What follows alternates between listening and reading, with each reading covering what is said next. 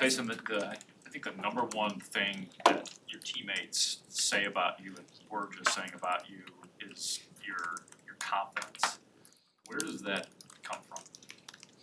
I receive a lot of love through my family throughout the week, so I know I got a strong, family base back home, and also I think just the preparation that's put in.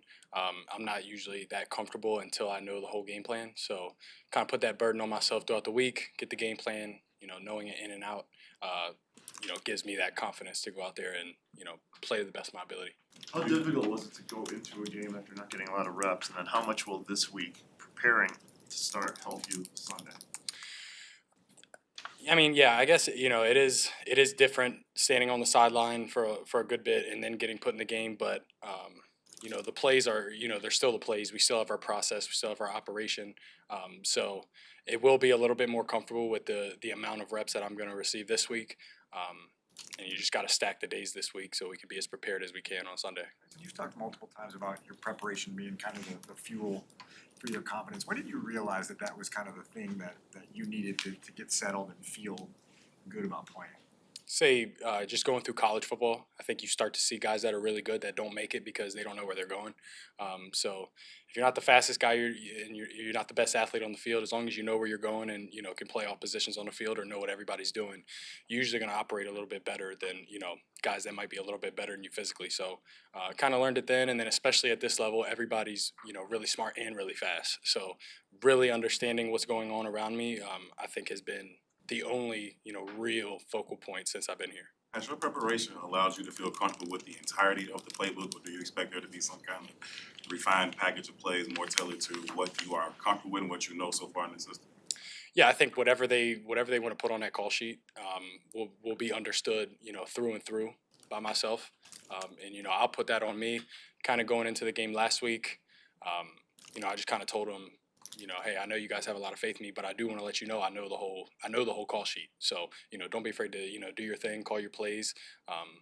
Don't hinder the offense just because I'm going in there because I've, prepared for this all week. So kind of take pride in doing that. And, whatever's put on there is usually, what will be understood and what I'll figure out how to operate. Due to some of the limited reps, some of your teammates, when we asked them, like, what is Tyson Bagent's playing style, they didn't really know how to answer that. Obviously, the more you play with them, they'll probably be able to tell us in full. How do you describe what your playing style is?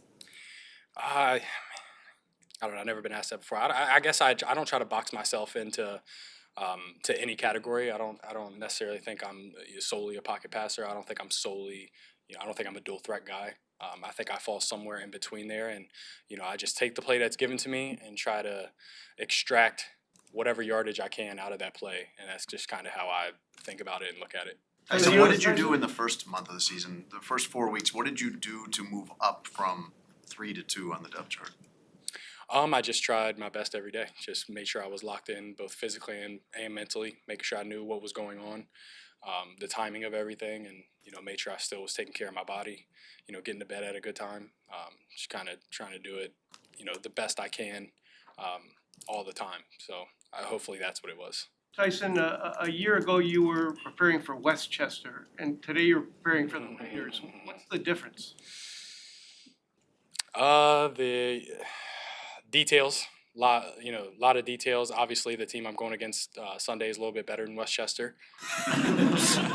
But yeah, other than that, the other team's a little bit smarter than they were a year ago, and there's quite a bit more details than there were a year ago. So other than that, you still just play hard and operate in sync with the guys you got. But how are you not overwhelmed when you look back at it from that perspective, from D2 to the NFL? How are you not overwhelmed? I think my life has been planned out for me ahead of time. I think that everything that has happened and will happen was already set in stone to happen. And I think that, coming from where I come from, I've pretty much beat every odd that there was for me. So, I got nothing to lose. I'm just, I'm going to go out there and, fight with these guys to the death and, try to stack up as many wins as I can till we get Justin back. What's the score going to be Sunday? Nice one. No comment. What does it mean to you to be on this stage and to reach this point? Say it again. What does it mean to you to be on the stage to reach this point ahead of your first NFL start?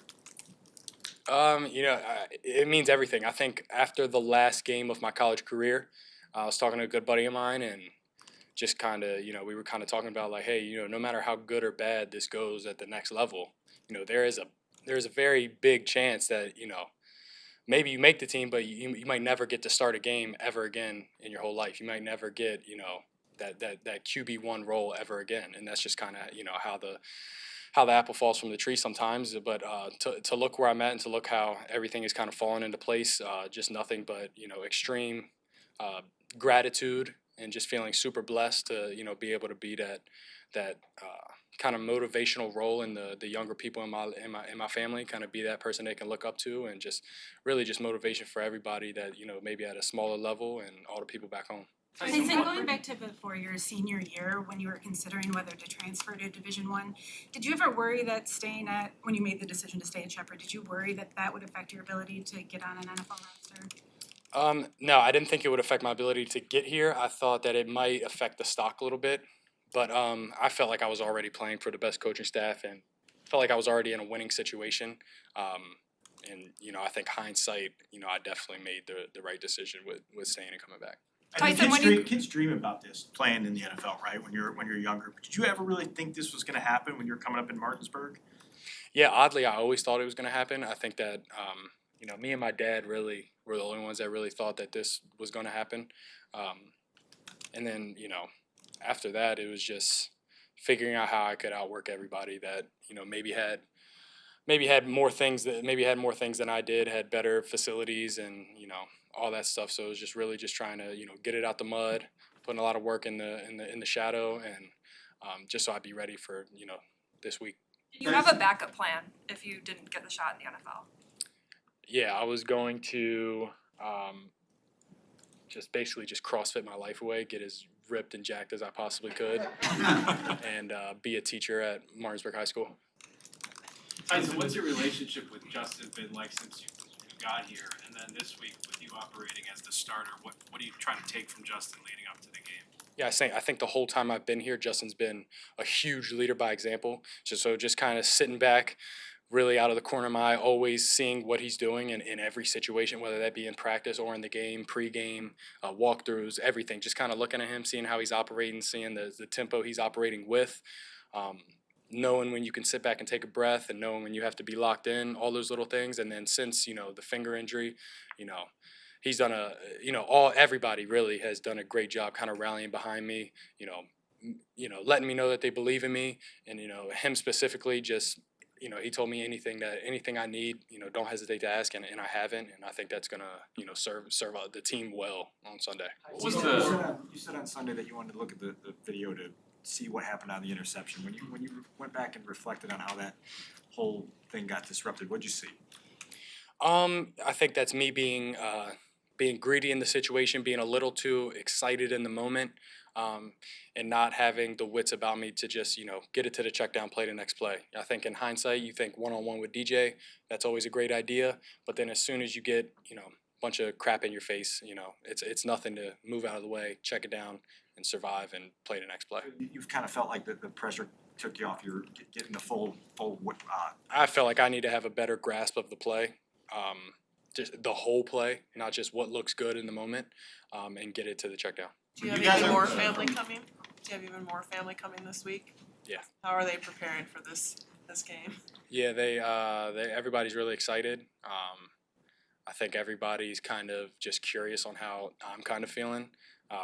Letting me know that if I'm freaking out behind the scenes, they'll come up early and hang out with me. But I told them I was all good with that. But yeah, I got a lot of people coming on Sunday. Everybody's pretty excited. When you told the coaching staff that you knew the entire playbook, that essentially they don't have to tear pages out of it, what was their reaction to that? They were just like, we knew that. So they full confidence in me, and full confidence in each other, really. So that was good, and I think we were able to put a couple drives together, and I thought everything went well based on the circumstances. So. What has made you good at getting the ball out quick at the quick game? Say it again. What's made you good at the quick game of just getting the ball out quick at the line of scrimmage? Yeah, I think this offense is very similar to what I operated in college for 4.5 years. And the more times you can get the ball out on time, especially in the quick game, stay ahead of the sticks. The more tired that the D-line gets, the less likely they are to have a superstar rush on every play. And as long as you can play ahead of the sticks, get first downs, longer you can keep our defense off the field and let them rest because how good they've been playing, the better everything goes. So be able to take your shots, sporadically, but more so than not, how can I get the ball out? How can I take the pressure off of our O line, and kind of unmotivate the D line, so to speak.